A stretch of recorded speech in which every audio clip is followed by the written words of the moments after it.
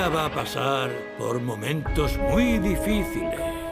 Deberás usar este pincel para proteger a tu comunidad.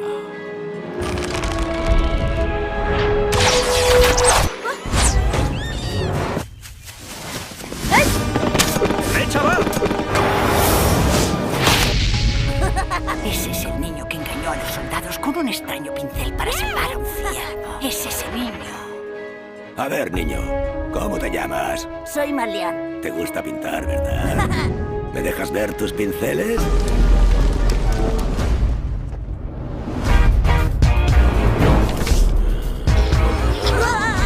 ¡Dibujaré un gato!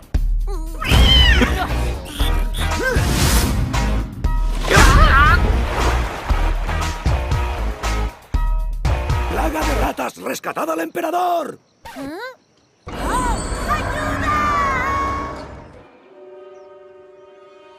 Pero ahora yo soy más invencible que ningún monstruo.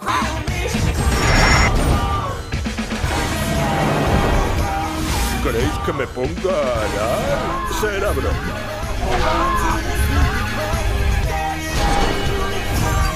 ¡Yo quiero agua dorada! ¡Agua dorada!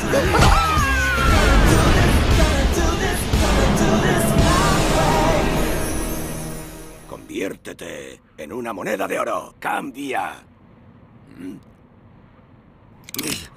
¡Cambia! ¡Cambia! ¡Cambia! ¡Cambia! ¡Cambia! ¡Cambia! General, ¿se encuentra bien? Mamá, el 16 de septiembre quiero ir a ver el pincel mágico de Malian.